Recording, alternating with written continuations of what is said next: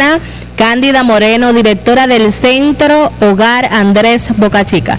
Fuerte aplauso para ella.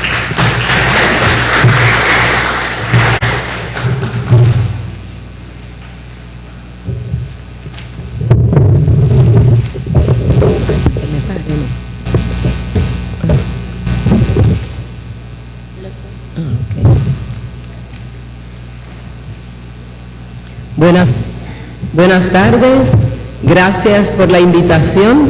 Qué bueno que en nuestro pueblo se esté promocionando la lectura, porque es muy importante, sobre todo, infundirla en nuestros niños para que creemos ese hábito lector. Muchas gracias por esa invitación especial que hicieron a nuestro centro educativo. Continuamos con la lectura del libro Boca Chica, Origen y Desarrollo, del autor Julio César Iche. Fundación de Boca Chica y uso de la bahía. La ciudad tiene su inicio en una ruralización de la última mitad del siglo XIX. Antes de elegir la ubicación de la aldea, se destacó durante muchos años en la producción de madera de exportación, frutos menores y la pesca. Había varios embarcaderos para tales fines. El principal puerto, Agua del Rey, que dio origen a la fundación de Boca Chica. Para entonces, La Caleta, Andrés y Jubey eran comunidades bastante antiguas. Los primeros años del siglo XX, la playa fue usada por más de 70 años por la clase más alta de Santo Domingo y San Pedro de Macorís. Construyeron en todo el litoral casas veraniegas. A partir de 1980, el desarrollo turístico la ha convertido en restaurantes. La ciudad cuenta con más de 3.000 habitaciones hoteleras de diversas categorías y áreas comerciales. Son ofertadas a los visitantes nacionales e internacionales que llegan a Boca Chica. Esa masa de visitantes coadyuva al crecimiento económico de la comunidad, pero también les crea a las autoridades dificultades por el contacto humano, de seguridad, sanidad, parqueo, desecho sólido, circuito telefónico y transporte. La Caleta descentralizada de Boca Chica.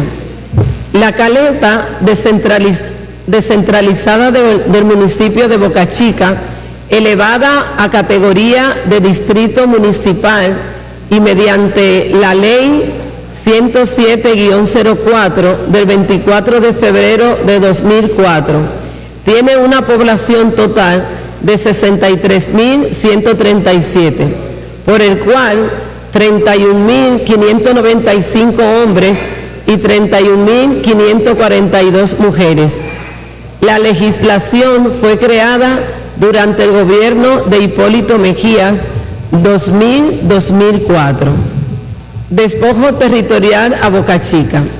La Oficina Nacional de Estadística, en el 9º censo de la población y vivienda, cometió un error con relación a la parte urbana de Boca Chica.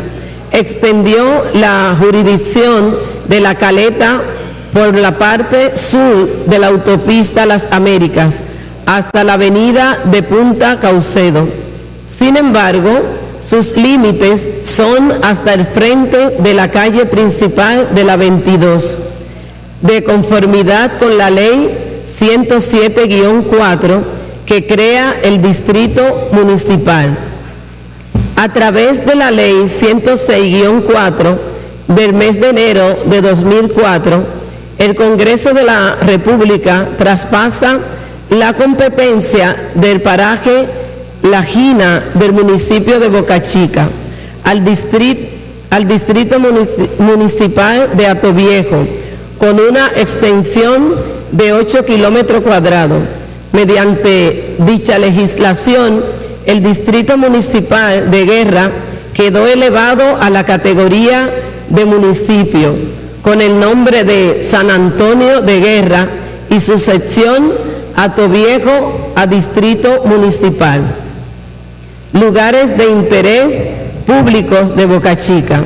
En los lugares de interés público incluimos a la ciudad de Andrés, Palacio Municipal, oficinas de planeamiento urbano, Palacio Judicial, Junta Electoral, Dirección de Cédula Personal, Oficialía del Estado Civil, Registro Civil, Cuerpo de Bomberos y destacamentos policiales de Boca Chica, Andrés y Los Tanquecitos, Estación de Policías de Tránsito y de Turismo, Distrito Escolar 1005, con su medio centenar de escuelas, Dirección de Impuestos Internos, oficinas del Municipio de Agricultura y Gobernación Provincial, Subcentro de Salud Pública, Puerto de Andrés,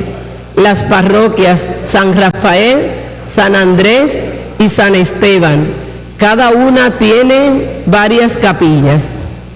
Mudanza de la Armada Dominicana para Boca Chica. Desde el 2016 se inició un proceso de mudanza de los cuarteles generales, Escuela Naval, Hospital y sus comandos navales de las instalaciones que constituye Base Naval 27 de Febrero, que estarían ubicadas en el municipio de Boca Chica, para darle paso al proyecto turístico Sanssouci, que construirá en lugar torres, marina deportiva y un puerto para cruceros. Los preparativos se iniciaron en el 2007, cuando se apartaron los terrenos para la construcción de la base naval en el sector Los Tanquecitos de Andrés, Boca Chica. Las oficinas de la Jefatura de Estado Mayor y la gestión administrativa de la Armada Dominicana se quedan en el área de Sanssouci, ubicada en la margen oriental del desaguadero del río Sama. Se construyó un edificio de 4 niveles para alojar tales dependencias, donde funcionaba anteriormente una sucursal del Banco de Reserva de la Avenida España. Puerto Comercial de San Andrés no será afectado porque las autoridades militares atracarán en un área que en la actualidad no es usada debido a que hay un barco hundido. Se sacará para habilitar el espacio para la Armada. En cuanto a las instalaciones físicas, muchas gracias.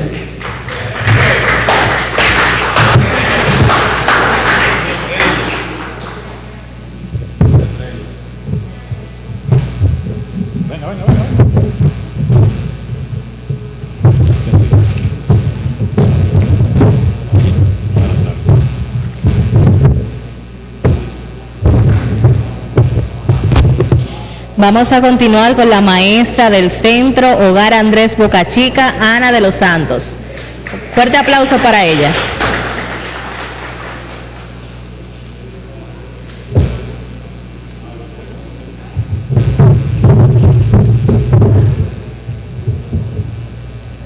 Buenos días.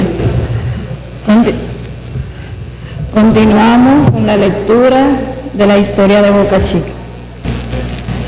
Descripción del río Brujeras. Los nativos les llamaban Tosa al río Brujeras. A la llegada de los europeos observaron que en el río Brujo no tiene nacimiento ni desaguadero visible.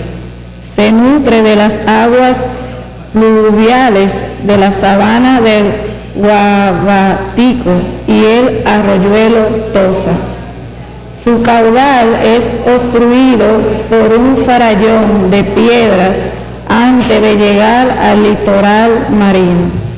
Las aguas se las arreglan para continuar su camino hacia el mar por dentro de las rocas.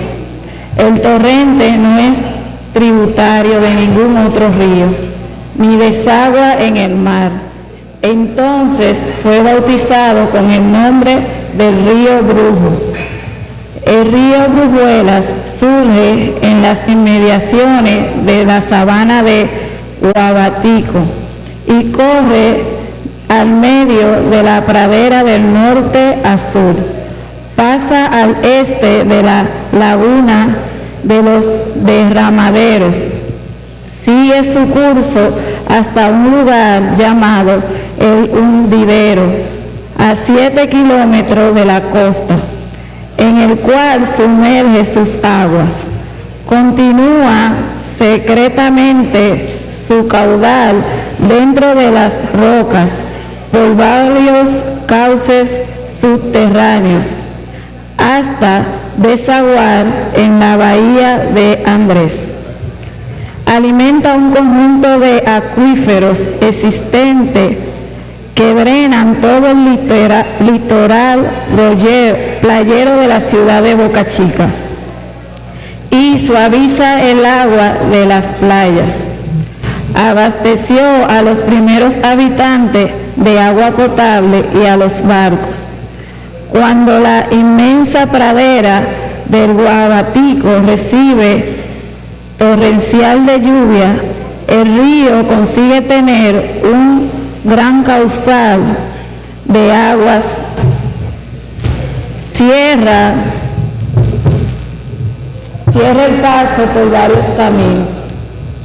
Además, los tragaderos no dan abasto, por lo tanto, el sobrante líquido crea un río adicional llamado La Manga. Recoge unos 10 kilómetros dentro del distrito de Hatoviejo, la sección El Toro, hasta desaguar en el río Cachón, en Morra. Cuando la lluvia cesa, las aguas bajan rápido. Las aguas de Brujuelas, antes de desaparecer en el hundidero, enriquece su caudal con agua del río Tosa, que nace en la loma de los Castellanos, después de recorrer 40 kilómetros por la pradera de Vallaguana y los llanos.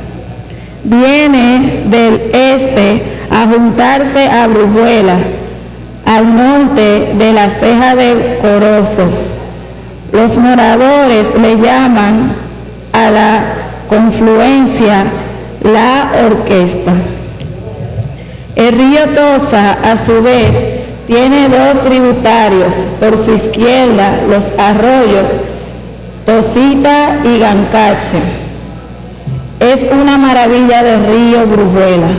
Durante 4 siglos después del descubrimiento, los barcos, para proveerse de agua potable, podían hacerlo en medio del agua salada, dentro de la bahía de Andrés, en los desaguaderos de Brujuelas, y llenar sus pipas de agua dulce. Nos dice Luis Jerónimo de Alcocer, en su obra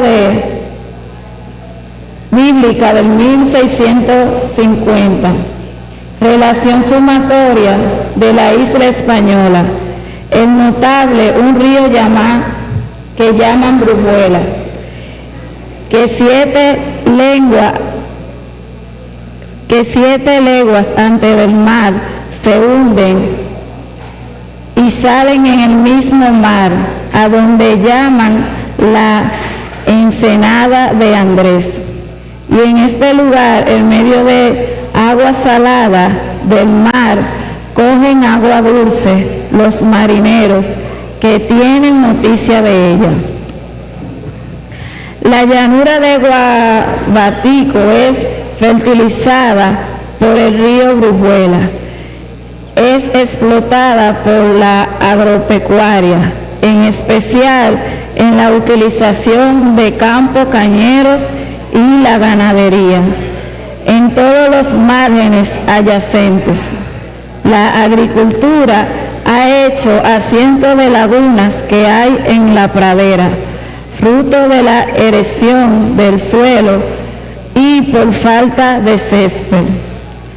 Los sedimentos van en el fondo de las lagunas, la han cegado, disminuyendo su caudal. Otras ya han desaparecido. Esas lagunas tenían cañadas que desembocaban en ellas, y en ellas habían sumideros donde se sumergía el excedente del agua fluviales, que también vienen a la bahía de Andrés. Por lo tanto, varias lagunas han muerto junto a sus sumideros. Alrededor de la sabana hay las peores inundaciones como consecuencia del arado para la agricultura en toda la zona. Para el 1967 se hallaron grandes yacimientos acuíferos a ambos lados del río Brujo, que le sirvió a la Corporación de Acueductos y Alcantarillados de Santo Domingo trazar el plan maestro de abastecimiento de agua potable del este del Gran Santo Domingo, junto al acuífero de los Marenos en el Batey San Luis.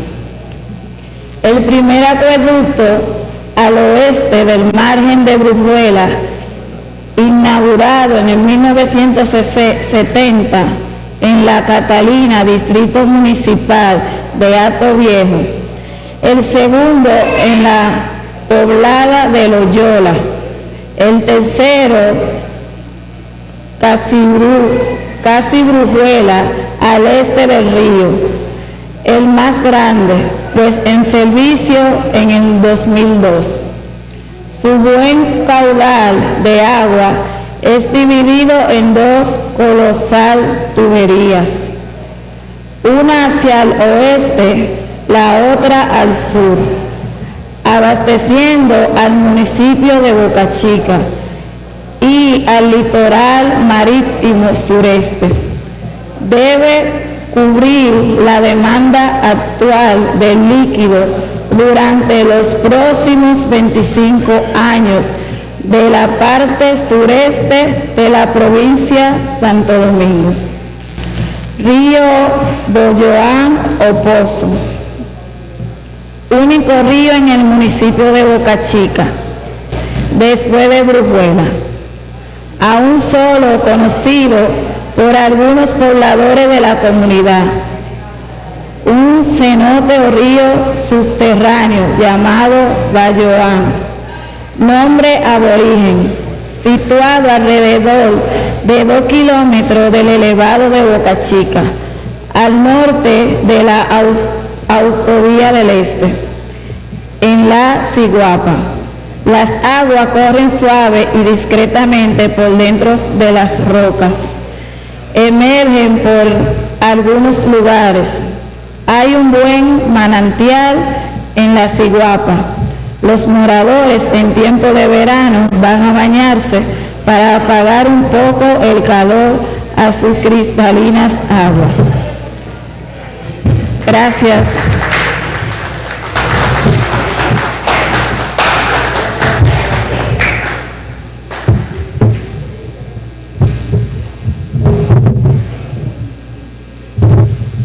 Fuerte el aplauso para la maestra.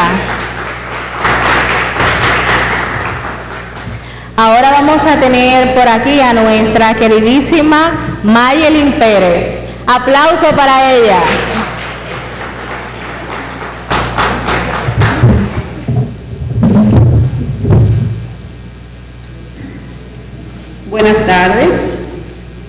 Mi nombre es Mayelin Pérez y voy a estar compartiendo con ustedes el libro El Alquimista. El alquimista cogió un libro que alguien de la caravana había traído. El volumen estaba sin las tapas, pero logró identificar a su autor, Oscar Wilde.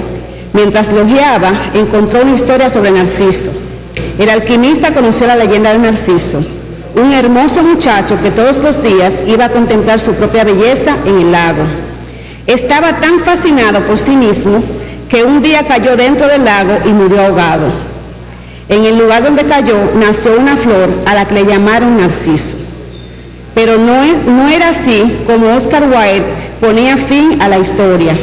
Él decía que cuando Narciso murió, vinieron las orelladas, diosas del bosque, y vieron el lago transformado de un lago de agua dulce en un cántaro de lágrimas saladas. ¿Por qué lloráis?, preguntaron las oreadas. Lloro por Narciso, respondió el lago. Oh, no nos extraña que lloréis por Narciso, prosiguieron diciendo ellas. Al fin y al cabo, a pesar de que todas nosotros le perseguíamos siempre a través del bosque, vos erais el único que tenía la oportunidad de contemplar de cerca su belleza. Entonces, ¿era bello Narciso?, preguntó el lago. ¿Quién sino vos podría saberlo?, respondieron sorprendidas las orelladas. Después de todo, era sobre vuestra orilla donde él se inclinaba todos los días. El lago, quedándose inmóvil unos instantes, finalmente dijo: lloro por Narciso, pero nunca me había dado cuenta de que Narciso fuese bello. Lloro por Narciso porque cada vez que él se recostaba sobre mi orilla, yo podía ver en el fondo de sus ojos mi propia belleza reflejada. ¡Qué historia tan hermosa!, dijo el alquimista. El muchacho se llamaba Santiago. Empezaba a oscurecer cuando llegó con su rebaño ante una vieja iglesia abandonada. El techo se había hundido hacía mucho tiempo y un enorme sicomoro había crecido en el lugar que antes albergaba la sacristía. Resolvió pasar allí la noche. Hizo que todas las ovejas entrasen por la puerta en ruinas y luego colocó unas maderas de modo que no pudieran huir durante la noche. No había lobos en aquella región, pero una vez se escapó uno de aquellos animales durante la noche y el pastor se pasó todo el día siguiente buscando a la oveja descarriada. Extendió su chaqueta sobre el suelo y acostándose en él, usando como almohada el libro que acababa de leer. Antes de dormirse, recordó que le hacía falta leer libros más gruesos. Se trataba más en leerlos y por la noche resultaban más cómodos como almohada. Todavía estaba oscuro cuando despertó.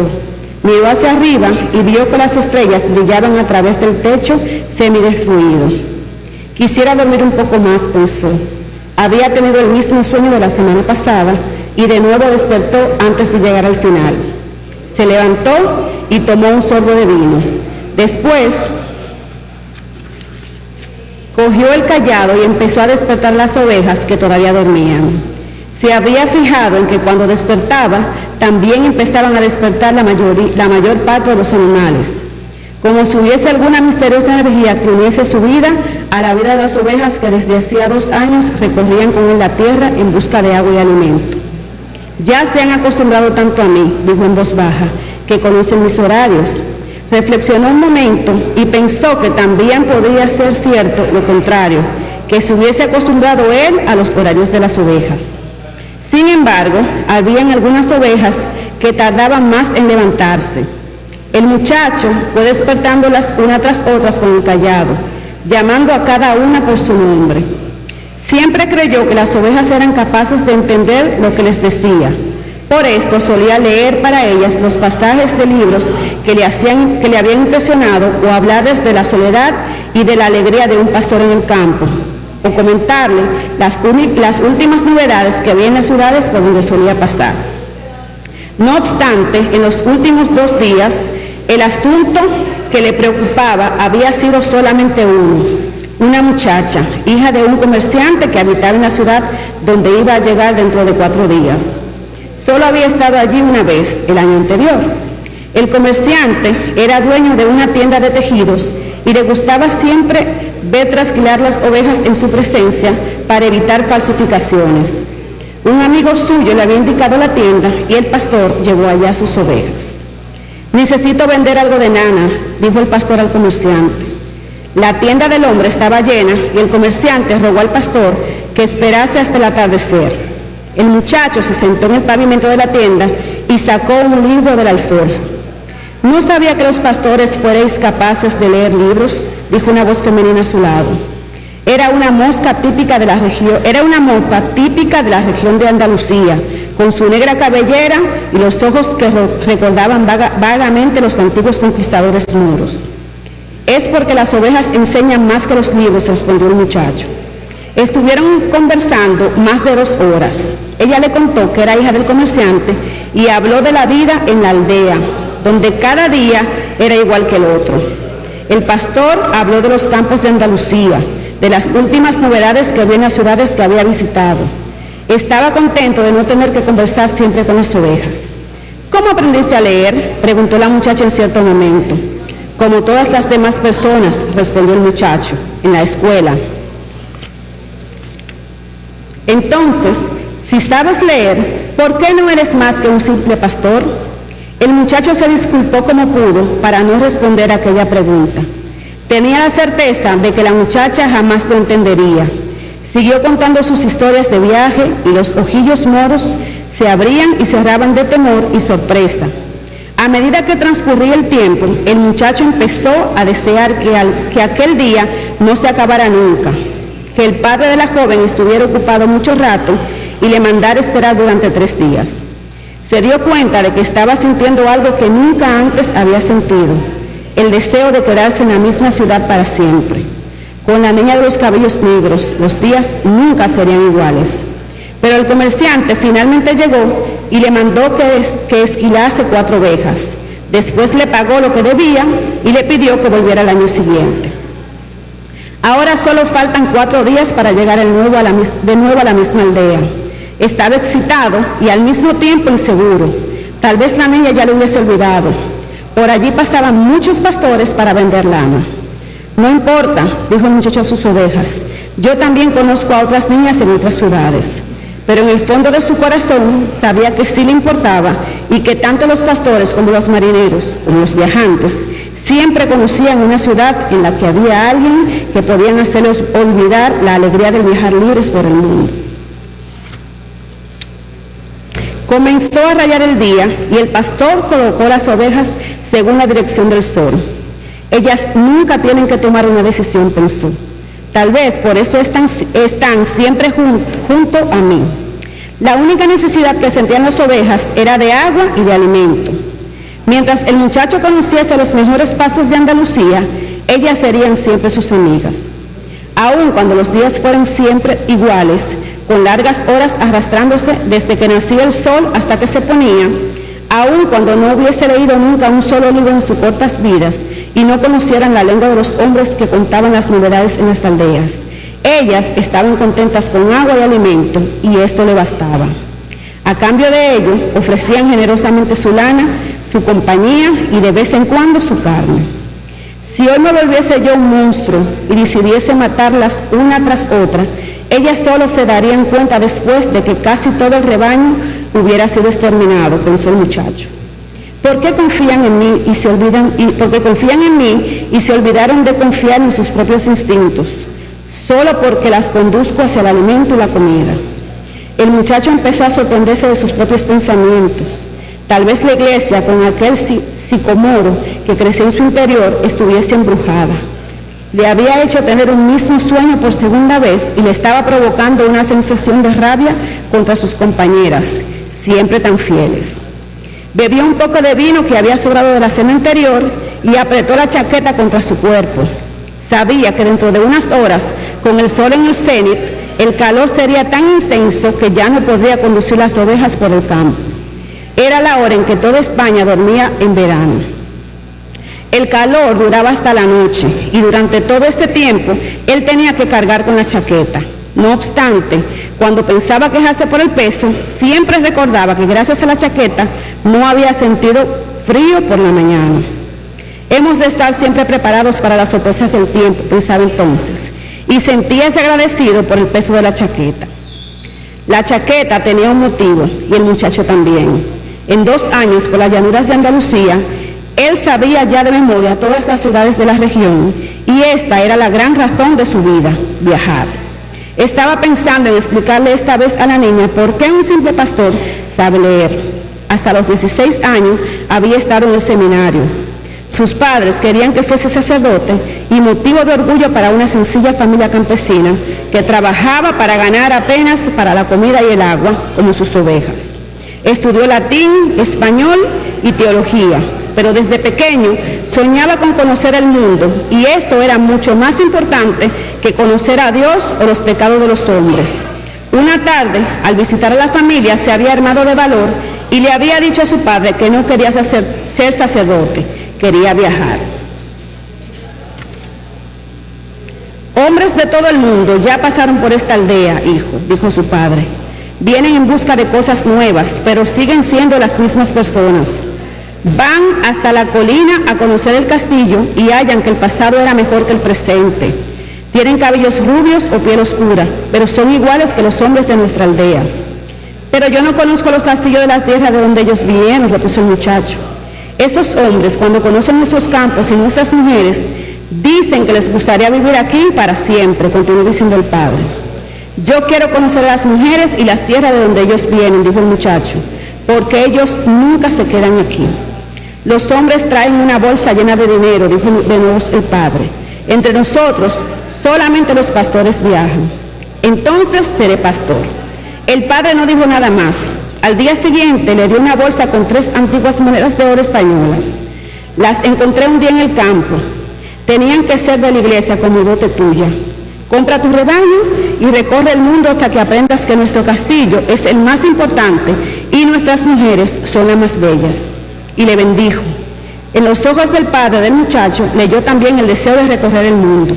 Un deseo todavía vivo, a pesar de las decenas de años que él había intentado sepultarlo con agua, comida y el mismo lugar para dormir todas las noches. El horizonte tiñó de rojo y después apareció el sol. El muchacho se acordó de la conversación con el padre y se sintió alegre.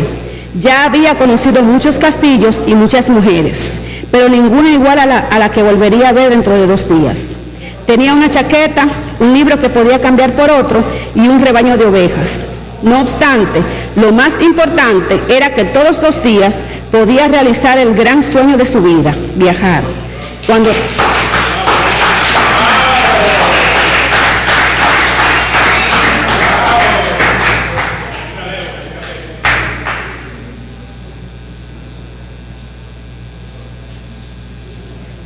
Bueno, mis amores, continuamos en nuestro 4º maratón de lectura Boca Chica de 2022. Ahora vamos a tener a nuestro próximo maratonista y es el doctor Antonio Cuevas Riveras. Fuerte aplauso para él.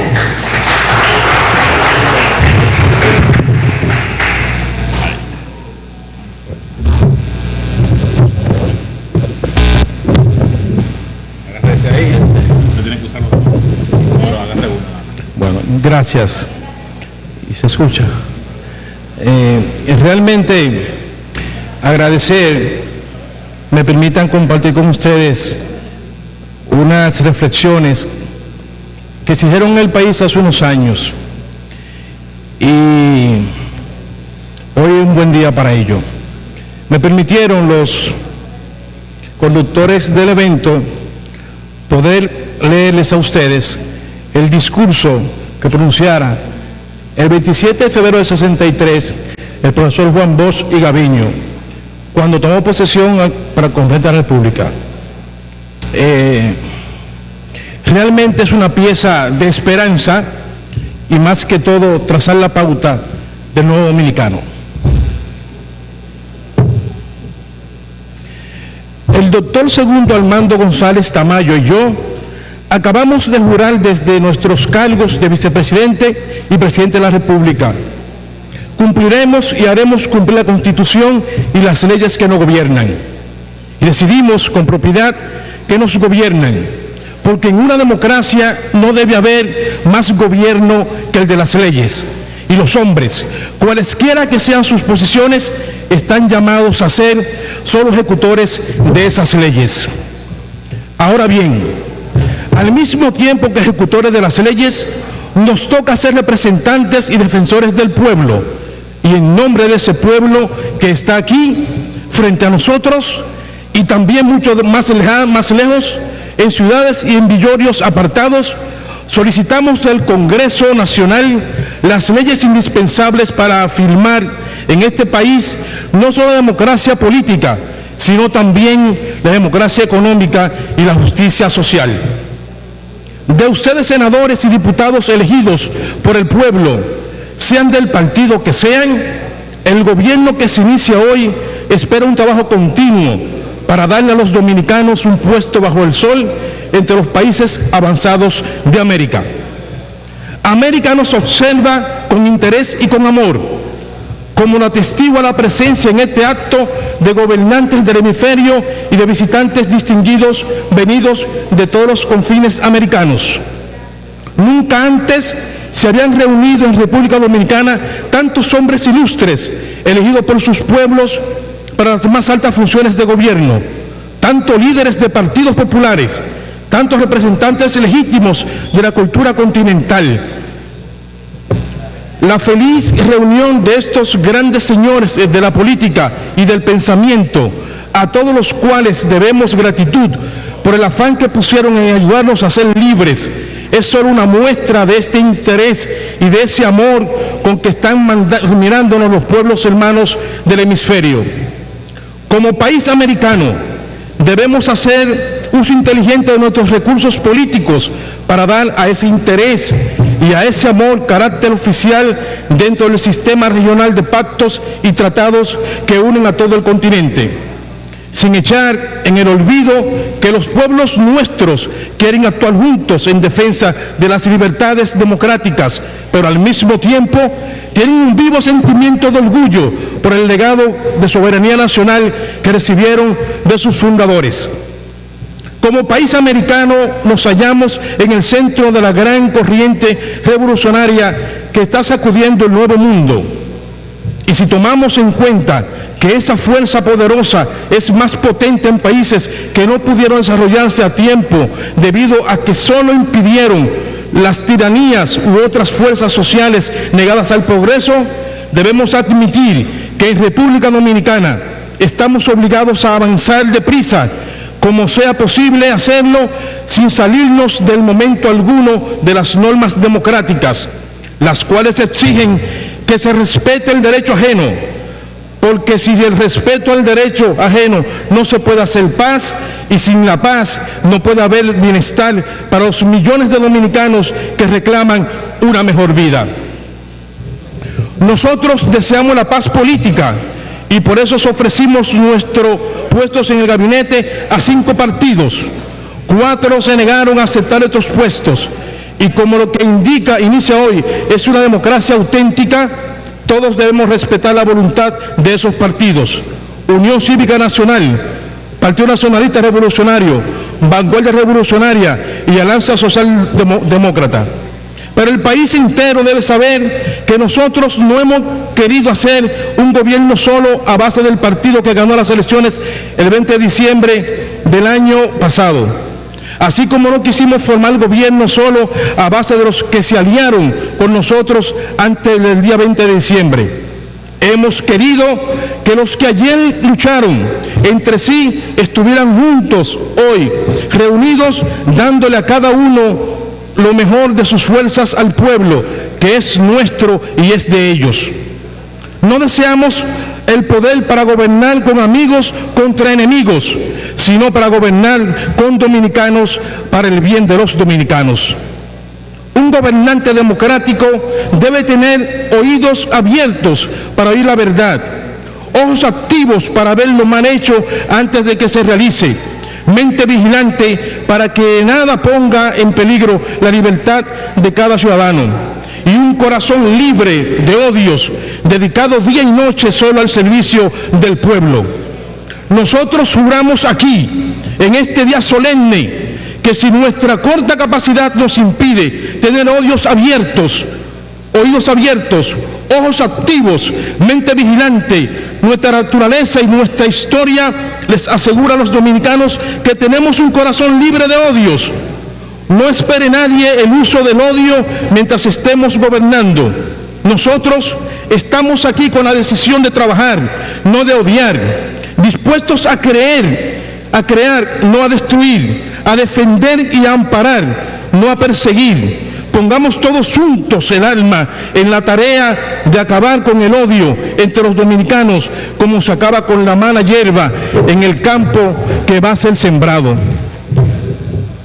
Pongamos todos juntos el alma en la tarea de edificar un régimen que dé amparo a los que nunca lo tuvieron, que dé trabajo a los que buscan sin hallarlo, que dé tierras a los campesinos que la necesitan, que dé seguridad a los que aquí nacen y a todos los que erran por el mundo en pos de abrigo contra la miseria y la persecución. En el mundo en que vivimos parece estar lleno de soberbia y de odios, pero cuando entramos en él con la mirada limpia del que no tiene amarguras, hallamos que millones y millones de personas trabajan en silencio por un mañana mejor.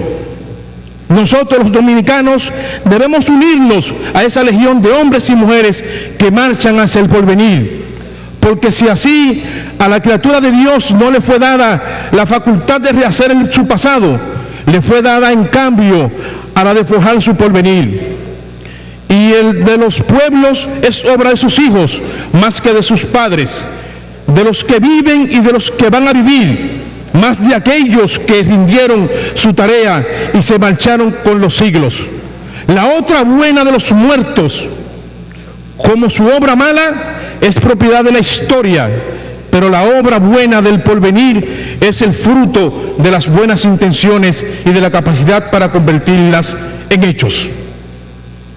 Y nosotros tenemos que convertir en hechos nuestros buenos deseos. Los pueblos dignos, como los hombres de estatura moral, buscan dar, no recibir. Buscan ayudar, no pedir ayuda. Si debido a la desgracia que nos abatió durante 32 años, hemos tenido que ir por el mundo democrático en solicitud de ayuda, no debemos acostumbrarnos a vivir de ella. La hemos recibido y la agradecemos con lealtad, como saben agradecer los bien nacidos. Pero preparémonos a bastarnos a nosotros mismos, levantarnos con nuestras fuerzas, a labrar la estatura de nuestro porvenir con manos dominicanas.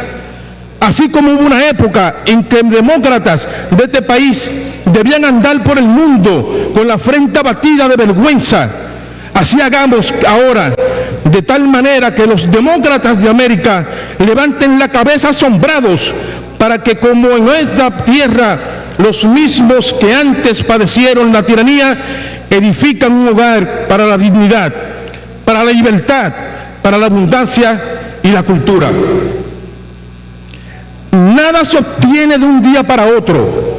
El mismo Dios, según se lee en Génesis, tardó 6 días para entrar el mundo y poblarlo de seres vivos, de árboles y de luz. Pero todo se logra con el trabajo, con la persistencia y con la fe. Y persistencia tuvieron lo que establecieron esta República Dominicana de un pedazo de isla y con un pueblo tan mínimo como un sietemesino entre las naciones. Fe y persistencia tuvieron los que se lanzaron a la guerra hace ahora 100 años para conquistar la soberanía perdida.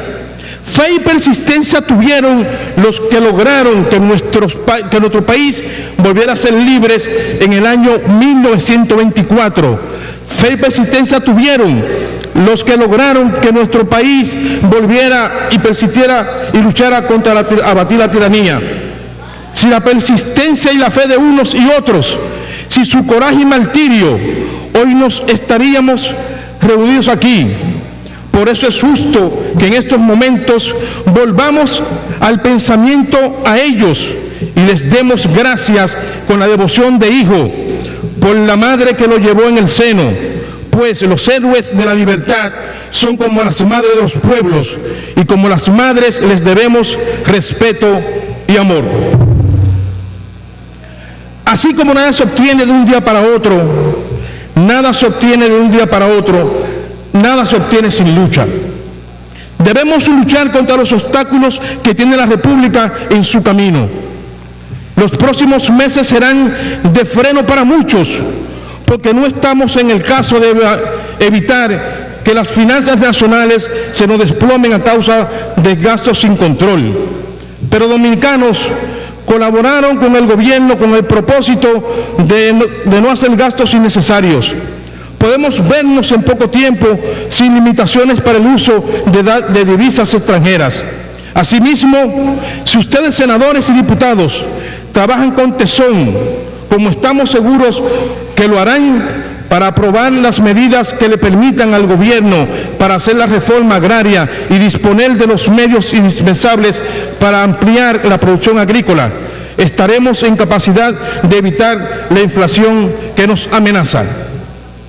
Nuestro país es rico y nuestro país es inteligente. Tenemos una tierra fecunda y gente que desea trabajar. En otros países de América, los latifundios mayores se hallan en manos privadas, pero aquí las fincas más extensas son bienes del Estado. Vamos a juntar al hombre con la tierra, al inteligente hombre dominicano con la rica tierra dominicana, y estamos seguros de que eso se hará o no habrá democracia en este país. Los dominicanos comenzamos hoy a ser actores de nuestro drama, y América entera está ahí, sobre el continente, como espectadora anhelante. Trabajemos por nuestro pueblo y por América. Trabajemos con tesón y con humildad. Este día de Juan Pablo Duarte, de Francisco de Rosario Sánchez, de Ramón Matías Mella, a cuya memoria ofrendamos este acto también, por el azar del destino, es miércoles de ceniza. Al tiempo que se le hace la cruz en la frente, los fieles oyen las palabras eternas. Recuerda, hombre, que polvo eres y en polvo te convertirás. Todos seremos polvo algún día, y de nosotros quedará el recuerdo solo si le damos a este pueblo y a la América lo que el pueblo dominicano y América esperan de nosotros. Tesón para la lucha y humildad para recibir la opinión de los adversarios y el juicio de la historia es lo que les ofrecemos a ustedes, visitantes ilustres que han tenido la bondad de venir a testificar que en la República Dominicana están haciendo una democracia. A ustedes, representantes de gobiernos amigos que nos dan el respaldo de su presencia, a ustedes, señores senadores y diputados traídos a estas altas funciones por la voluntad popular, a ustedes, dominicanos de las ciudades y de los campos, razón de ser de toda nuestra lucha, objetivos de tesón y depositarios de la humildad que estamos ofreciendo. Además de eso, ustedes, los visitantes, cuenten con el cariño de este pueblo. Observen que con traje civil o con traje militar, todos los dominicanos se le miran con afecto, y recuerden que con traje civil o militar todos acudieron, cada uno dentro de sus funciones, a garantizar la libertad de hombres y de mujeres de esta tierra para votar según su conciencia. Todos ellos, pues, pueblo uniformado en las Fuerzas Armadas y pueblo con su ropa de trabajador o campesino o clase media, dieron el ejemplo inesperado, y a ellos y a ustedes el motivo para reunirnos hoy bajo este cielo de un pedazo de América. Don Rómulo Betancourt, don Ramón Videla Morales, don Francisco Lich, don Lindo B. Johnson, don Alexander Bustamante, don Luis Muñoz Marín, excelentísimos representantes diplomáticos de países amigos, profesores, escritores, poetas, periodistas, líderes políticos que nos visitan, amigos que han venido de lejos para acompañarnos a este solemne, a todos ustedes, los que gobiernan pueblos, los que representan y los guían, los que le embellecen con sus obras. A todos les damos la bienvenida más cordial y a todos les pedimos que de regreso a sus patrias lleven y difundan las palabras con las que vamos a terminar este discurso. Mientras nosotros gobernemos en República Dominicana, no perecerá la libertad. Muchas gracias.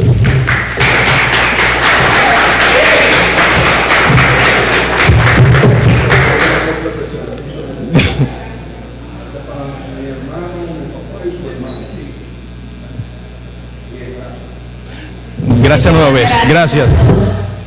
Bueno, mis amores, continuamos en nuestro cuarto maratón de lectura Boca Chica de 2022.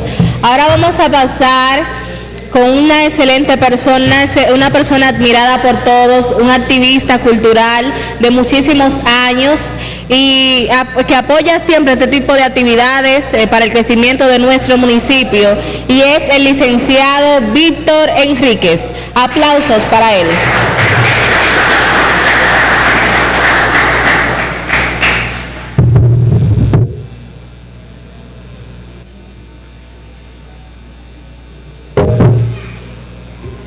Señores, gracias por su invitación y gracias por estar.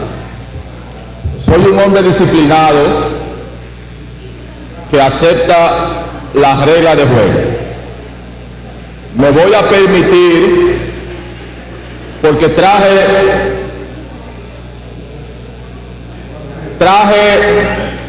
mi propio libro para leer a propósito del día que nos convoca, porque hoy es 24 de abril y lamentablemente o afortunadamente coincidió, pero quiero ser un hombre disciplinado y me voy a permitir leer los trozos de aquí, pero también que me permitan leer lo que quiero leer. Entonces comienzo con El alquimista.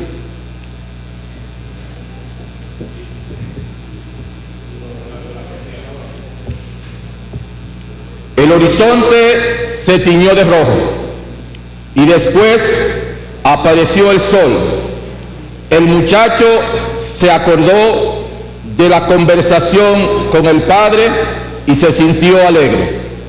Ya había conocido muchos castillos y muchas mujeres, pero ninguno igual a la que volvería a ver dentro de 2 días.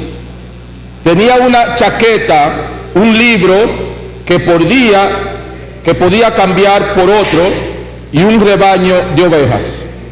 No obstante, lo más importante era que todos los días podía realizar el gran sueño de su vida: viajar cuando se cansase de los campos de Andalucía.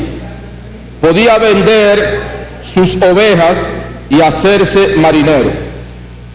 Cuando se cansase del mar, había conocido muchas ciudades, muchas mujeres, muchas ocasiones de ser feliz. No sé cómo buscan a Dios en el seminario, pensó, mientras miraba el sol que nacía. Siempre que le era posible, buscaba un camino diferente para andar. Nunca había estado antes en aquella iglesia, a pesar de haber pasado tantas veces por allí. El mundo era grande e inagotable si él dejase que las ovejas le guiasen tan solo un poquito. Terminaría descubriendo más cosas interesantes. El problema es que ellas no se dan cuenta de que están haciendo caminos nuevos cada día. No se percatan de que los pastos cambian, de que las estaciones son diferentes, porque están solo ocupadas con el agua y la comida. Tal vez sucede así con todos nosotros, pensó el pastor. Hasta conmigo, que no pienso en otra mujer desde que conocí a la hija del comerciante. Miró al cielo y calculó que antes del almuerzo estaría en la Tarifa. Allá podría trocar sus libros por un volumen más grueso, llenar la botella de vino, afeitarse y cortar la barba y el caballo. Tenía que estar listo para encontrar a la muchacha y no quería pensar en la posibilidad de que otro pastor hubiese llegado antes que él, con más ovejas para pedir su mano.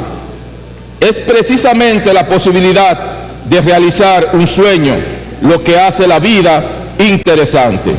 Reflexionó mientras volvía a mirar el cielo y apretaba el paso. Acababa de recordar que Tarifa vivía una vieja capaz de interpretar sueños, y él había tenido un sueño repetido aquella noche.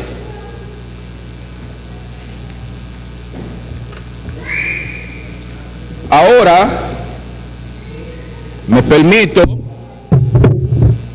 leer, a propósito de ser el 24 de abril, y escuchar de mano del doctor el discurso del presidente Juan Bosch ante la Asamblea Nacional a propósito de su toma de posesión, y 7 meses más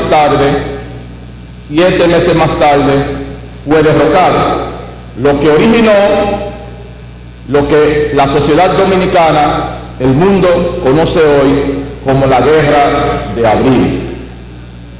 Y los jóvenes como ustedes tienen que vivir y beber en esa historia, porque hay un adagio que dice que quien no conoce su historia está llamada a repetirla. Y tenemos que ustedes, esta generación, trabajar para que nunca más un gobierno, por malo que sea derrocado de manera violenta, porque hay que darle al pueblo la soberanía de decidir en cada momento qué gobierno se quiere dar. Y ese de por sí no era un mal gobierno.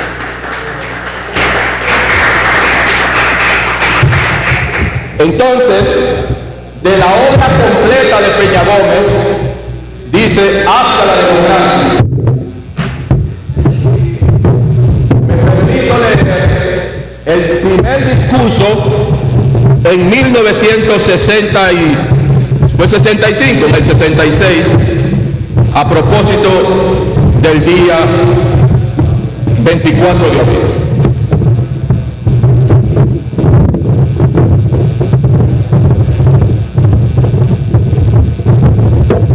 Decía: hoy se cumple el primer aniversario de la Revolución Constitucionalista. Es un día de trágico recuerdo, de heridas mal cerradas, cuyas cicatrices duelen y sangran todavía. El día de hoy conmemoramos de una fecha en la que la luz pudo vencer a la sombra y la noche de la tragedia dominicana pudo suceder el día. El 24 de abril de 1965, los corazones de los humildes y de los desdichados, galvanizados por la emoción, querrían salirse de los pechos pletóricos de esperanza. Una esperanza de siglos pereció tocar a su fin, y justicia se asomó a la ventana de la victoria con panes en las manos para saciar el hambre de los pobres y la espada de la ley blandida para someter a sus imperios a los derrocadores. La vieja calle de Santo Domingo, en las cuales estamparon sus huellas los grandes conquistadores de la española inmortal, esas calles estrechas, constreñidas por las manos de negros africanos o indios desnutridos bajo el azote fiero del funcionario colonial. Se colmaron de pronto de mujeres, de niños, de hombres en sus rostros habituados a reflejar la tragedia. Resplandeció la alegría. Desde hacía más de un año se venía preparando el formidable levantamiento destinado a restaurar la ley del pueblo, la que desconocieron un puñado de jefes militares en la madrugada del 25 de septiembre del 1963. Un joven oficial devoto partidario de las ideas democráticas, militar moderno y ejemplar, estudioso, valiente y sobrio, intentó ese mismo día liberar al presidente de cabellos canos del injusto cautiverio que impusieron los enemigos del pueblo. Desmoralización se había apoderado de casi todos sus compañeros, y cuando pasó lista, solamente 6 hombres estaban dispuestos a seguirlo en la incierta empresa de tomar el Palacio Nacional. El coronel Rafael Fernández Domínguez, pundoroso y recto, aún tenía aliento en tanta precaria situación para luchar por la patria. Él estaba acostumbrado a cumplir con su sola fuerza las tareas de un batallón entero. Así lo demostró cuando él solo, ametrallador en mano, hizo preso al general Pedro Rafael Echavarría y instauró en el poder al Consejo de Estado. El coronel Rafael Fernández Domínguez se posesionó de todas las angustias de la República, y mientras los políticos golpistas celebraban con parrandas interminables la fácil conquista de un poder que era del pueblo, él organizaba el contragolpe justiciero que arrebataría de las manos sacrilegias de políticos perjuros de la democracia el poder. Rafael Fernández Domínguez sabía que las Fuerzas Armadas, a las que amaba entrañablemente, habían sido engañadas. Sabía que los políticos sin pueblo las habían usado para adueñarse del gobierno. Sabía que tras la vocinglería anticomunista se encubría la rapiña. Sabía también que la identificación que había existido entre el pueblo y las Fuerzas Armadas durante los 7 meses de Bosch se había roto, y que un abismo comenzaba a abrirse, como el pueblo aturdido por el golpe y los militares incautos. Por todo eso, él trabajó infatigablemente en esos días para instaurar la democracia despedazada. Antes de que se produjera la acción planeada, sus jefes, conociendo su devoción por los principios y su respeto por el derecho, le ordenaron reportarse a España en calidad de agregado militar. Era el exilio.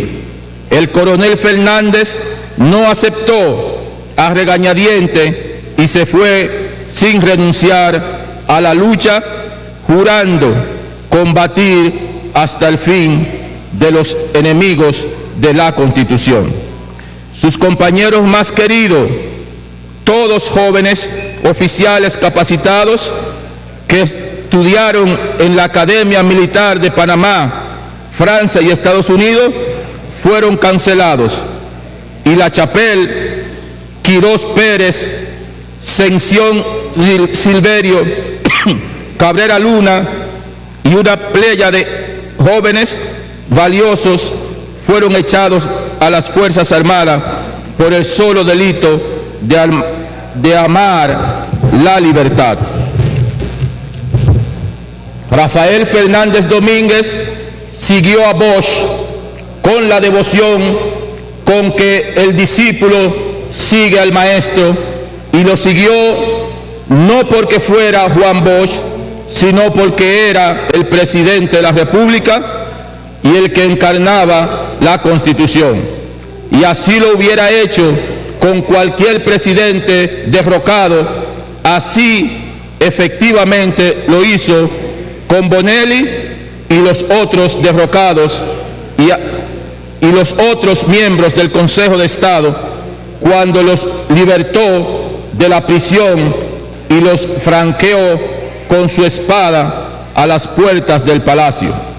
Mientras el coronel Fernández se instalaba en España y el profesor Juan Bosch y los líderes del Partido Revolucionario Dominicano destrozados hacían lo mismo en Puerto Rico, la reacción personificada en el triunvirato inició el reparto del botín obtenido por el asalto cruel. Los sueldos reducidos por el gobierno constitucional volvieron a su nivel anterior. Las prebendas en el servicio diplomático nuevamente se prodigaron a manos llenas en favor de los representantes de nuestra oligarquía. Y la corrupción sentó sus reales en todas las esferas de nuestra vida política. A la justicia se le quitó su venda y su balanza para que solo clavara el filo de su espada en las carnes inocentes de los patriotas. Millones de dólares fueron derrochados en inmorales maniobras de cabildeo destinada a comprar el apoyo de Washington, el apoyo que se había dignamente negado a ofrecerle a los asaltantes septembrinos el sacrificado John Fitzgerald Kennedy. Los impuestos redujeron el plato de los pobres, las palizas aceleraban las espaldas de los jóvenes, de los choferes y de los obreros. Como colofón de este cuadro de ignominias, se pretendía legalizar mediante una farsa electoral la instauración del 25 de septiembre para mantener al triunvirato impopular en el timón de la nave del Estado, que azotaba ya la protesta constante de juventud dominicana. El golpe de Estado rompió la unidad de las Fuerzas Armadas y la conspiración se adueñó de los cuarteles. Durante todo ese tiempo, el coronel desterrado mantenía encendida la llama del movimiento constitucionalista. Escribía cartas, convencía a nuevos oficiales desde su exilio, trazaba planes o escribía en su libreta de anotaciones sus ideas constitucionalistas en pensamiento lapidario. Madrid y Santiago de Chile lo vieron caminar con la vista lejana y perdida, buscando más allá de los edificios altos las playas llenas del sol de su adorada media isla. Otros oficiales, puros y honestos como él, secundaban sus planes revolucionarios. Quizás pensando en esos oficiales jóvenes, dijo el profesor Juan Bosch en una carta dirigida al abogado dominicano Ramón Pina Acevedo, que el futuro líder de la República sería el político de palabra convincente y arrebatadora, sino el coronel que comandara los soldados de la revolución.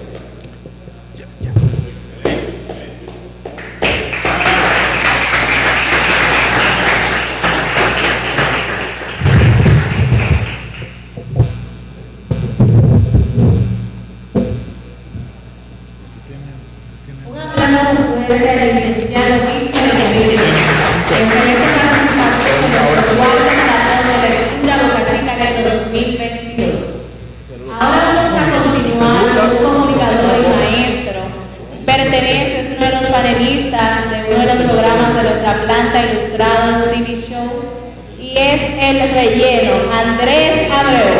Fuerte el aplauso para él.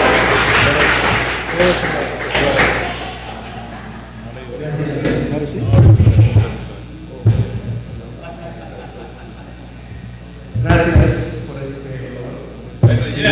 participar en esta excelente actividad. Me toca leer el alquimista del escritor Paulo Coelho. En su página de ahí yo empezaré a leer.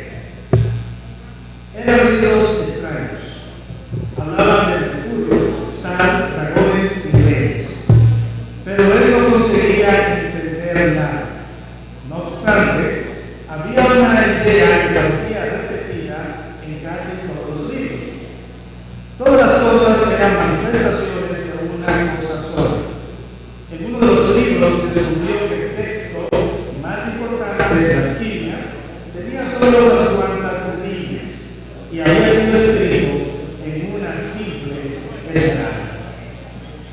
En la tabla de esmeralda dijo el inglés, orgulloso por enseñar alguna cosa al muchacho. Y entonces, ok. Perfecto. En uno de los libros descubrió que el texto más importante de la alquimia tenía solo unas cuantas líneas y había sido escrito en una simple esmeralda. En la tabla de esmeralda, dijo el inglés, orgulloso por enseñar alguna cosa al muchacho, entonces, ¿para qué tantos libros?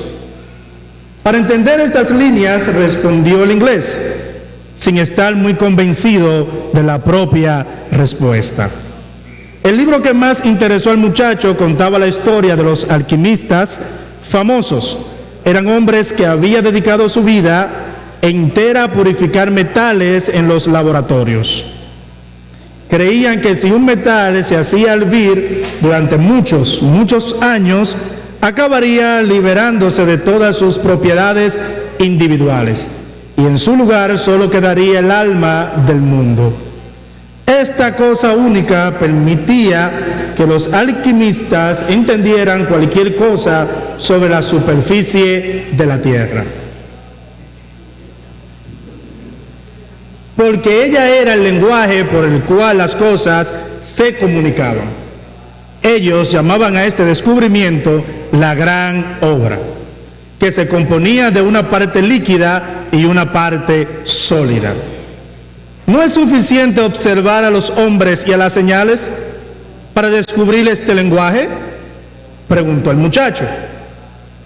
Tú tienes la manía de simplificarlo todo, respondió el inglés, irritado. La alquimia es un trabajo serio. Precisa que cada paso se siga exactamente como los maestros habían enseñado. El muchacho descubrió que la parte líquida de la gran obra era llamada elixir de la larga vida y curaba todas las dolencias, además de evitar que el alquimista envejeciera. Y la parte sólida era llamada piedra filosofal. No es fácil descubrir la piedra filosofal, dijo el inglés. Los alquimistas pertenecían muchos años en los laboratorios, contemplando aquel fuego que purificaba los metales. Contemplaban tanto el fuego que poco a poco sus cabezas iban perdiendo todas las vanidades del mundo.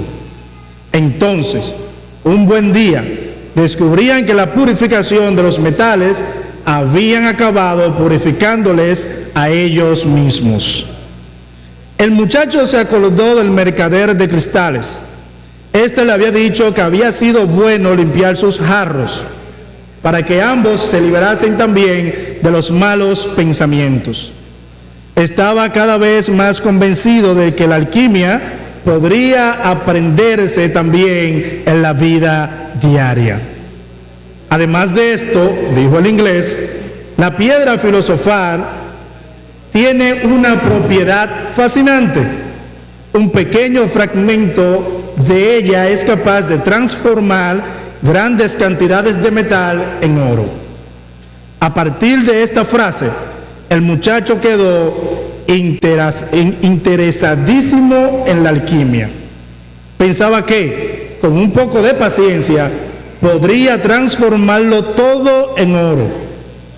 Leyó la vida de varias personas que lo habían conseguido. Helvetius, Elías, Fulganelli, Heber. Eran historias fascinantes. Todos estaban sirviendo hasta el fin su filosofía personal. Viajaban, encontraban sabios, hacían milagros delante de los incrédulos, poseían la piedra filosofal y el elixir de la larga vida. Pero cuando quería aprender la manera de conseguir la gran obra, quedaba completamente perdido. Eran solamente dibujos, instrucciones en códigos, textos oscuros. ¿Por qué hablan de un modo tan difícil?, preguntó cierta noche al inglés. Notó también que el inglés se estaba aburriendo un poco y encontraba a faltar sus libros. Para que entiendan solamente aquellos que tienen la responsabilidad de entender, dijo: imagínense si todo el mundo anduviese transformando plomo en oro. Dentro de poco, el oro no valdría nada. Únicamente los persistentes, únicamente aquellos que investigan mucho, son los que persiguen la gran obra. Por esto estoy en medio de este desierto, para encontrar un verdadero alquimista que me ayude a descifrar los códigos. ¿Cuándo se escribieron estos libros?, preguntó el muchacho. Hace muchos siglos. En aquella época no había imprenta, insistió el muchacho. No estaba al alcance de todo el mundo obtener conocimiento de la alquimia. ¿Por qué este lenguaje tan extraño, lleno de dibujos? El inglés no respondió nada. Dijo que hacía muchos días estaba prestando atención a la caravana y que no lograba descubrir nada nuevo. Lo único que había notado era que los comentarios sobre la guerra aumentaban cada vez más. Un buen día, el muchacho devolvió los libros al inglés. Entonces, ¿has aprendido mucho?, preguntó el otro. Lleno de expectativas, Necesitaba a alguien con quien poder conversar para olvidar el miedo de la guerra. He aprendido que el mundo tiene un alma y que quien entienda ese alma entenderá el lenguaje de las cosas. He aprendido que muchos alquimistas vivieron sus historias personales y acabaron descubriendo el alma del mundo, la piedra filosofal, el elixir. Pero, sobre todo, he aprendido que estas cosas son tan sencillas que pueden escribirse en una esmeralda. El inglés quedó decepcionado. Los años de estudio, los símbolos mágicos, las palabras difíciles, los aparatos de los laboratorios, nada de esto había impresionado al muchacho. Debe tener un alma demasiado primitiva para comprenderlo, pensó. Cogió los libros y los guardó en las bolsas que pendían del camello. Vuelve a tu caravana, dijo. Ella tampoco me enseñó nada. El muchacho volvió a contemplar el silencio del desierto y la arena levantada por los animales.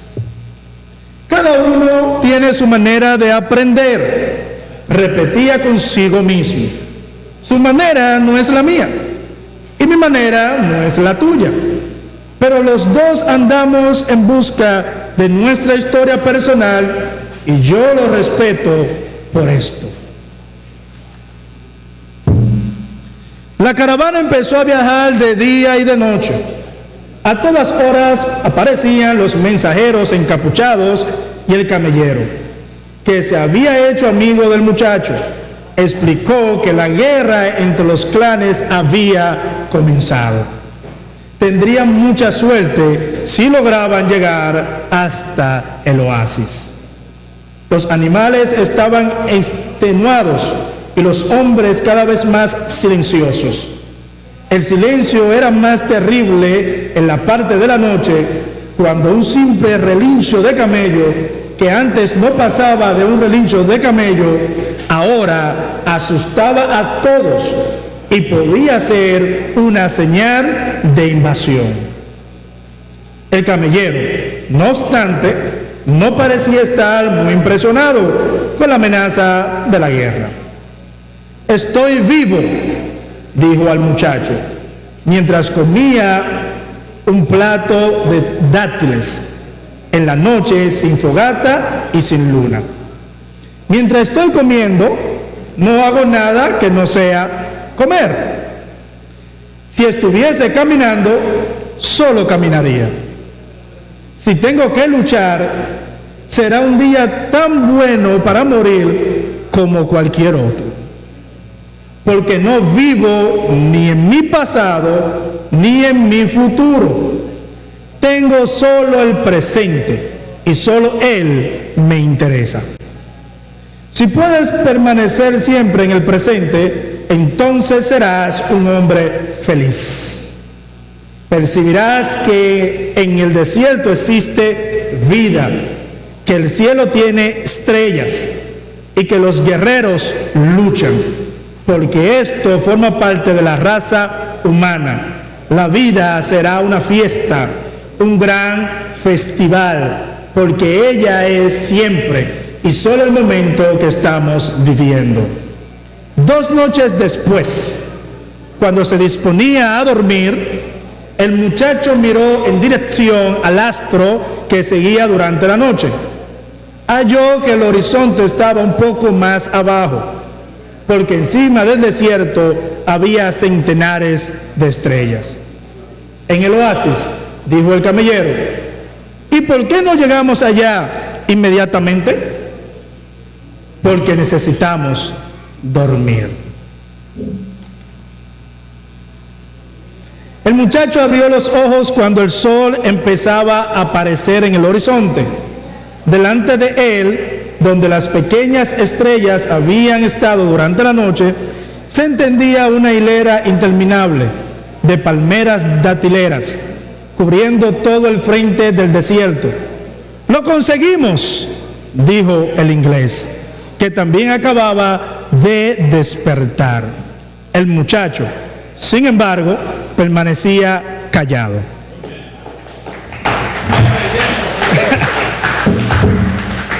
¿Así? Gracias. Bueno, mis amores, decirle que estuvo con ustedes Erimarcia Espinosa Guzmán, representante del programa favorito de Ilustrados, Generación Z. Ahora le voy a dejar a este hermoso caballero Relleno, que lo va a acompañar por el resto de la tarde. Así que fuerte aplauso para él. Nueva vez, gracias, Marcy. Y agradecemos, reiteramos nuestro agradecimiento a todos los que nos han acompañado hasta este momento. Vamos a dar la oportunidad al señor Félix Concepción, que vendrá a leer. Él pertenece al CCI Monterrey, y no sé si es la primera vez que viene a leer con nosotros, pero también le agradecemos. Es autor. ¡Wow! ¡Un aplauso! Félix Concepción, el escenario es todo tuyo.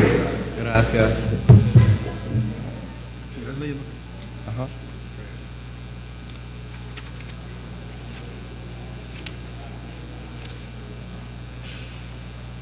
¿Cuándo? 109. Gracias.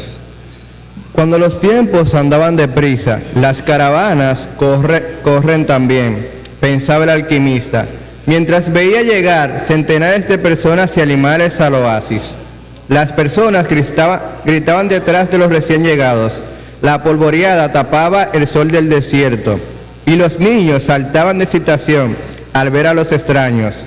El alquimista vio como los jefes tribales se acercaban al líder de la caravana y conversaban largamente entre sí. Pero nada de aquello interesaba al alquimista. Ya había visto mucha gente llegar y partir, mientras que el oasis y el desierto permanecían lo mismo. Había visto reyes y mendigos pisando aquellas arenas que siempre cambiaban de forma por causa del viento, pero que eran las mismas que había conocido cuando niño. Aún así, no lograba contener en el fondo de su corazón un poco de la alegría de vida que todo viajero experimenta cuando después de tierra amarilla y cielo azul aparecía ante sus ojos el verde de las palmeras. Tal vez Dios creó el desierto para que el hombre pudiera sonreír con las palmeras, pensaba. Después decidió concentrarse en asuntos más prácticos. Sabía que en aquella caravana venía el hombre al que debía enseñar parte de sus secretos. Las señales le habían contado esto. Todavía no conocía a este hombre, pero sus ojos experimentados le reconocerían cuando lo viese. Esperaba que fuese tan capaz como su aprendiz anterior. No sé por qué estas cosas tienen que transmitirse de boca a oreja, pensaba. No era exactamente por las cosas fueran secretas. Dios revelaba prodigamente sus secretos a todas las criaturas. Él solo conocía una explicación para este hecho. Las cosas tenían que transmitirse así, porque estarían hechas de vida pura, y esto difícilmente se capta por medio de pinturas o palabras. Porque la gente se fascina con pinturas y palabras y acaba olvidándose del lenguaje del mundo. Los recién llegados fueron traídos inmediatamente a la presencia de los jefes tribales del Al-Fayón. El muchacho no podía creer lo que estaba viendo. A diferencia de ser un pozo rodeado por algunas palmeras, como había leído una vez en un libro de historia, el oasis era mucho mayor que varias aldeas de España. Tenía 300 pozos, 50.000 palmeras datileras y muchas tiendas de colores esparcidas entre ellas. Parece las 1001 noche, dijo el inglés, impaciente por encontrar pronto al alquimista. Fueron rodeados por los niños, que miraban curiosos los animales, los camellos y la persona que llegaban. Los hombres querían saber si habían visto algún combate, y las mujeres se disputaban los tejidos y piedras que los mercaderes habían traído. El silencio del desierto parecía un sueño lejano. La gente hablaba sin cesar, reía y gritaba. como si hubiera salido de un mundo espiritual para volver a estar entre los hombres. Estaban contentos, felices, a pesar de las precauciones del día anterior. El camellero explicó al muchacho que los oasis en el desierto se consideraban siempre terrenos neutrales, porque la mayor parte de los habitantes eran mujeres y niños, y había oasis tanto en un lado como en el otro. Así, los guerreros iban a luchar en las arenas del desierto y dejaban los oasis como ciudades de refugio.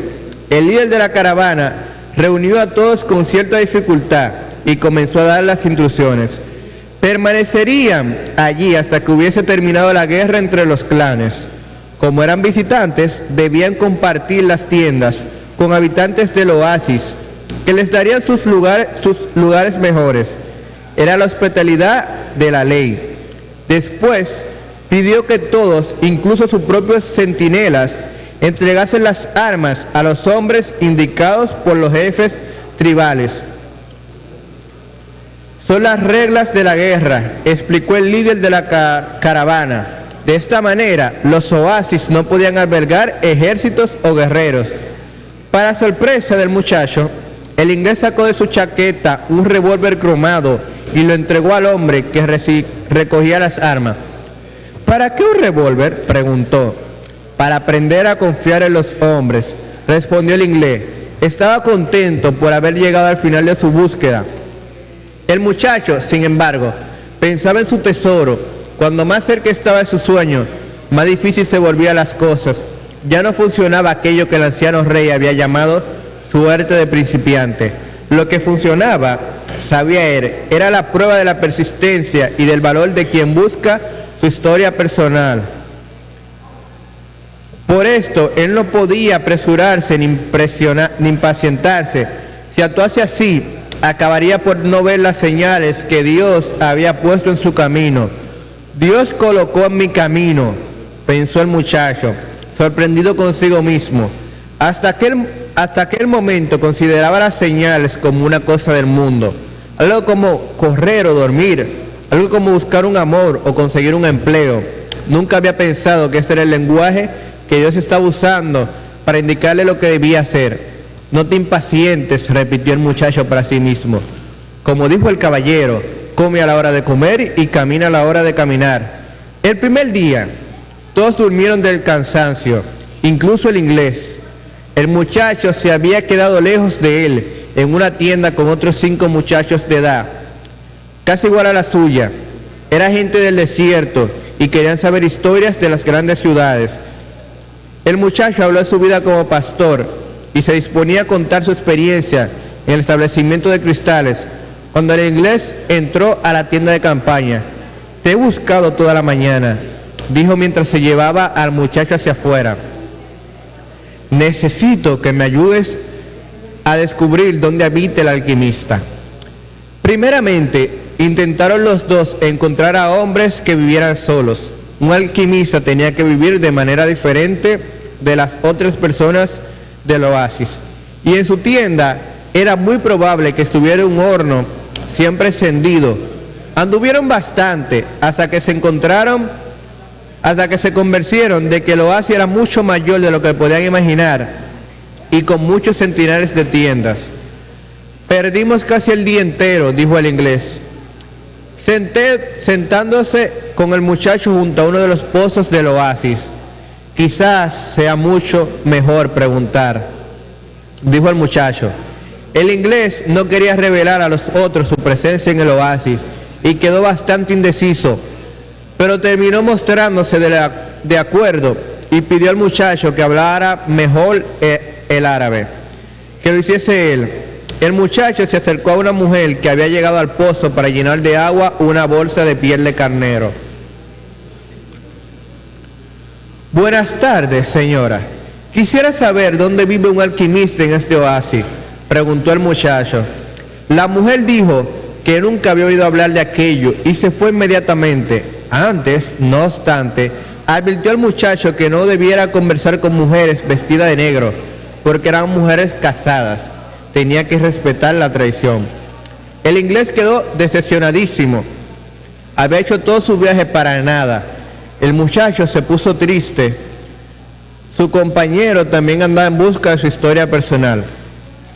Y cuando alguien hace eso, el universo entero se esfuerza para que la persona consiga lo que sea. Había dicho el viejo rey, él no podía engañarse. Yo nunca había oído antes de hablar de alquimistas, dijo el muchacho. Si no, trataría de ayudarle. Algo brilló en los ojos del inglés. Es eso. Quizás aquí nadie sabe de lo que es un alquimista. Pregunta por el hombre que cura todas las dolencias de la aldea.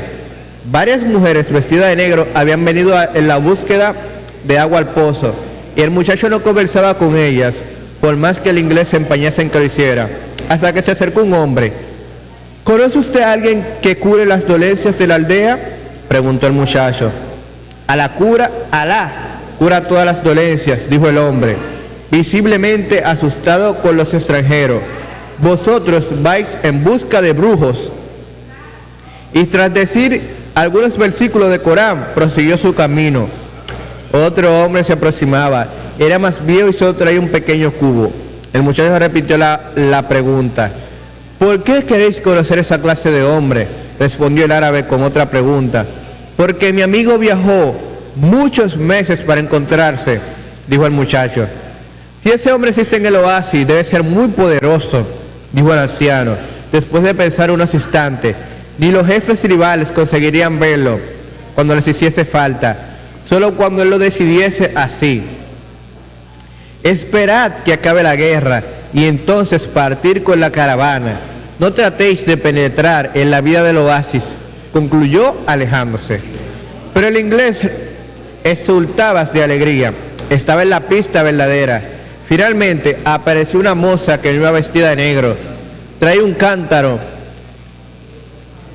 sobre el hombro y la cabeza cubierta con un velo, pero tenía el rostro descubierto. El muchacho se acercó a ella para preguntarle sobre el alquimista. Entonces fue como si el tiempo se detuviese y el alma del mundo surgiese con toda la fuerza delante del muchacho. Cuando miró los ojos negros de la muchacha, sus labios indecisos entre una sonrisa y el silencio, comprendió la parte más importante y más sabia del lenguaje que el mundo hablaba, y que todas las personas de la tierra eran capaces de entender en sus corazones. Y esto se llamaba amor, una cosa más antigua que los hombres y que el propio desierto, y que sin embargo resurgía siempre con la misma fuerza donde quiera que dos pares de ojos se cruzasen, como se cruzaron aquellos dos pares de ojos delante de un pozo. Los labios finalmente resolvieron dar una sonrisa, y aquello era una señal, la señal que él esperaba sin saberlo.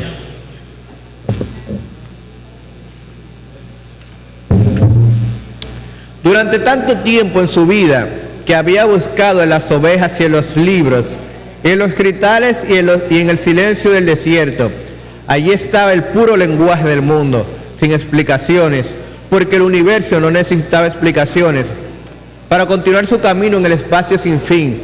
Todo cuanto el muchacho entendía en aquel momento era que estaba delante de la mujer de su vida y que sin necesidad de palabras, ella debía saberlo también.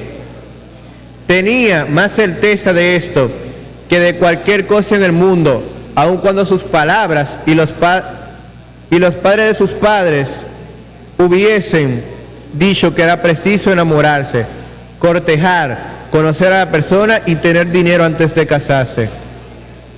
El que decía eso tal vez jamás había conocido el lenguaje del mundo, porque cuando se sumergen en él es fácil entender que siempre existe en el mundo una persona quien espera a otra, ya sea en medio del desierto, ya sea en medio de las grandes ciudades, y cuando estas personas se cruzan y sus ojos se encuentran, todo el pasado y todo el futuro pierde toda importancia, y solamente existe aquel momento y aquella certeza increíble de que todas las cosas bajo el sol fueron escritas por la misma mano, las manos que despiertan el amor y que es un alma gemela para cada persona que trabaja, descansa y busca tesoros bajo el sol, porque sin eso no habría ningún sentido para los sueños de la raza humana.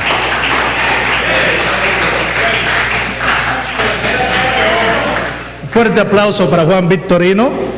quien es autor, ¿verdad? De Feliz Concepción. ¡Wow! ¡Feliz Concepción! Que ha agotado su oportunidad en el cuarto maratón de lectura Boca Chica lee. Vamos a darle ahora la oportunidad a Rosángela Medina, quien es doctora, empresaria y encargada de Odontor Health. Un aplauso para Rosángela Medina. Un aplauso, por favor, para Rosángela Medina. Sí, hay que comer. Yo pensé lo mismo.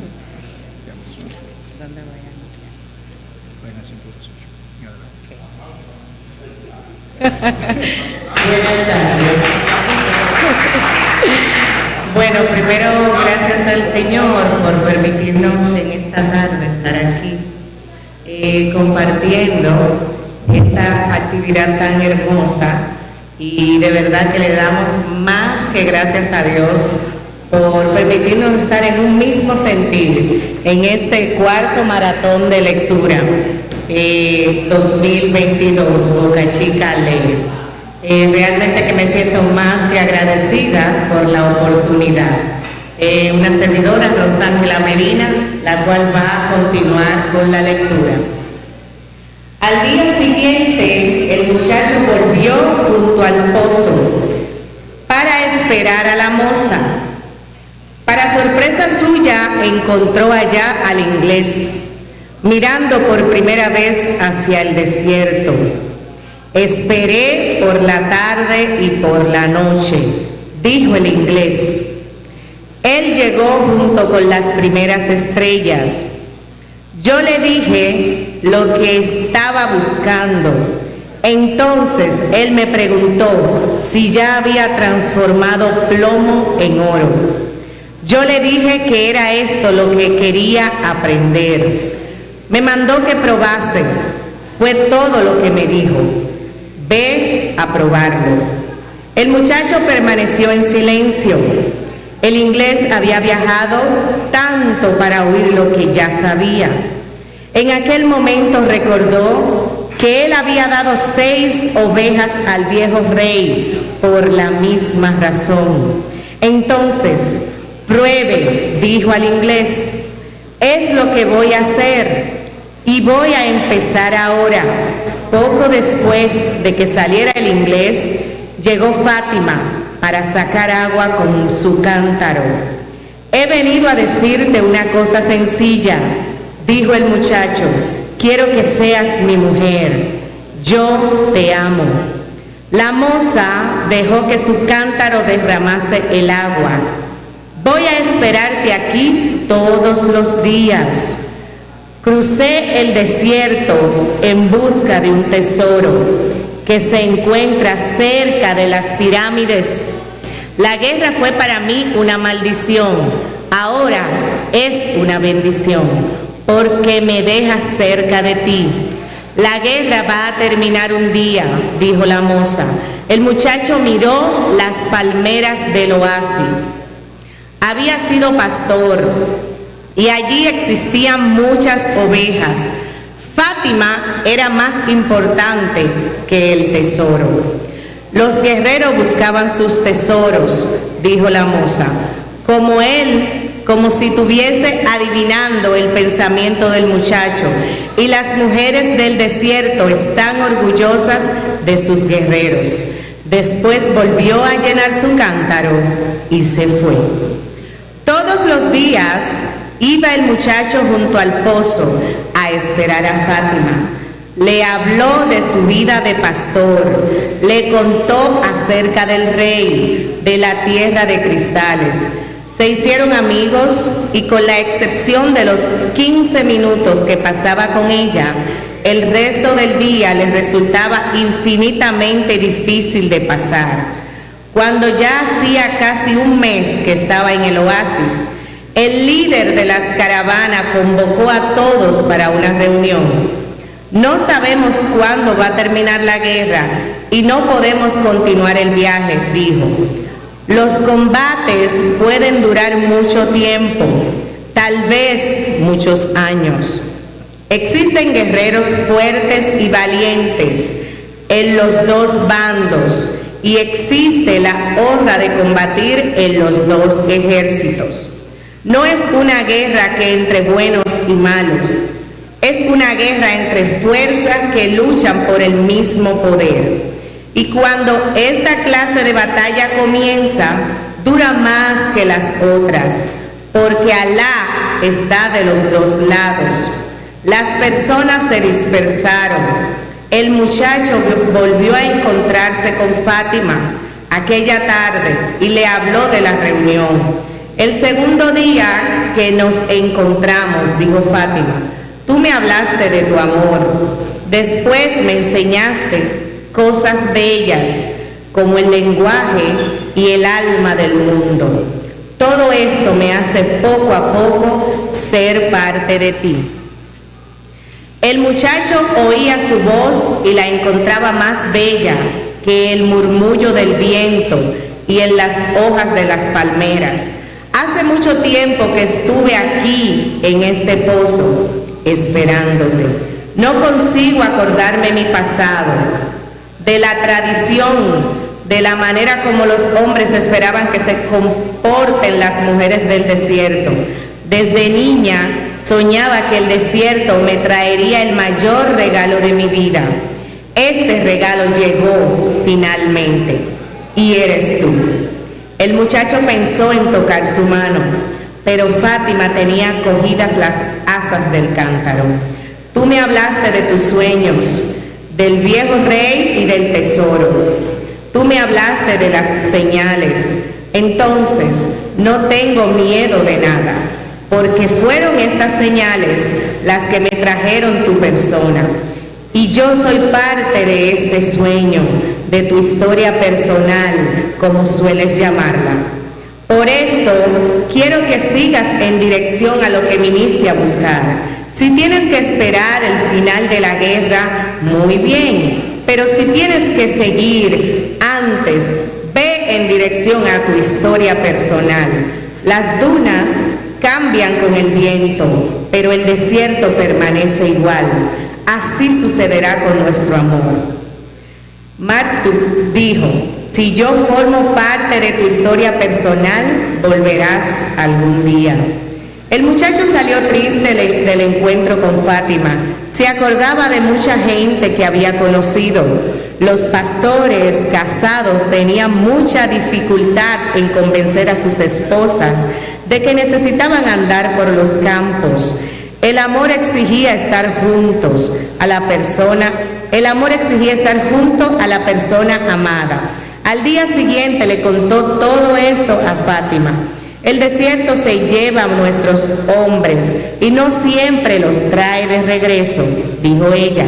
Entonces nos acostumbramos a ello y ellos pasan a existir en las nubes sin lluvia, en los animales que se esconden entre las piedras y en el agua que emana generosamente de la tierra. Pasan a formar parte del todo, pasan a ser el alma del mundo. Algunos regresan y entonces todas las otras mujeres se sienten felices, porque los hombres que ellas esperan también pueden regresar un día. Antes yo miraba a estas mujeres y envidiaba su felicidad. Ahora voy a tener también a una persona que esperar. Soy una mujer del desierto y me enorgullezco de eso. Quiero que mi hombre también camine libre como el viento que me mueve las dunas. Quiero también poder ver a mi hombre en las nubes, en los animales y en el agua. El muchacho fue a buscar al inglés. Quería hablarle de Fátima. Se llevó una sorpresa al ver que el inglés había construido un pequeño horno al lado de su tienda. Era un horno extraño, con un frasco transparente encima. El inglés alimentaba el fuego con leña y miraba el desierto. Sus ojos parecían tener más brillo cuando pasaba todo el tiempo leyendo libros. Esta es la primera fase del trabajo, dijo el inglés. Tengo que separar el azufre impuro Para esto no puedo tener miedo de fracasar. El miedo de fracasar fue lo que me impidió probar la gran obra hasta hoy. Es ahora que estoy comenzando lo que podía haber comenzado 10 años atrás, pero me siento feliz de no haber esperado 20 años para esto. Y siguió alimentando el fuego y mirando el desierto. El muchacho se quedó un rato a su lado, hasta que el desierto empezó a teñirse de un color rosado con la luz del atardecer. Entonces sintió una inmensa voluntad de ir allá, para ver si el silencio conseguía responder a sus preguntas. Caminó sin rumbo durante algún tiempo, manteniendo al alcance de sus ojos las palmeras del oasis. Escuchaba el viento y sentía las piedras debajo de sus pies. A veces encontraba alguna concha y sabía que aquel desierto en un tiempo remoto había sido un gran mar.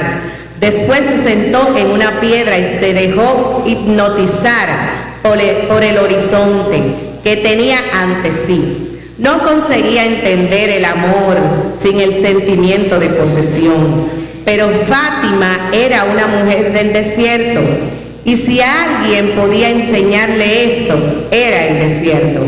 Permaneció así, sin pensar en nada, hasta que presintió un movimiento por encima de su cabeza.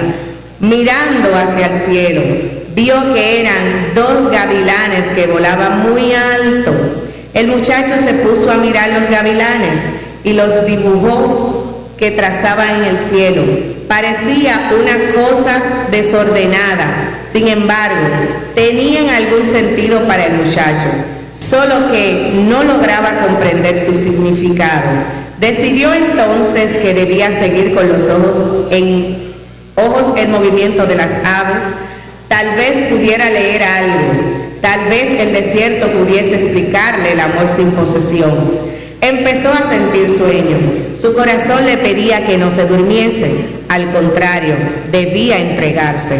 Estaba penetrando en el lenguaje del mundo y todo lo que en esta tierra tiene sentido, incluso el vuelo de los gavilanes. Dijo, y aprovechó la ocasión para agradecer el hecho de estar lleno de amor por una mujer. Cuando se ama, las cosas tienen todavía más sentido, pensó. De repente un gavilán hizo una rápida zambullida en el cielo y atacó a otro gavilán. Cuando el ave hizo esto, el muchacho tuvo una súbita y rápida visión. Un ejército con espadas desenvainadas entrando en el oasis. La visión se desapareció, pero aquello le dejó sobresaltado. Había oído hablar de los espejismos y ya había visto algunos. Eran de deseos que se materializaban, pero la arena del desierto. Sin embargo, él no deseaba que un ejército invadiera el oasis. Pensó en olvidar aquello y volver a su meditación. Trató nuevamente de concentrarse en el desierto, color de rosas, y en las piedras, pero algo en su corazón no le dejaba tranquilo.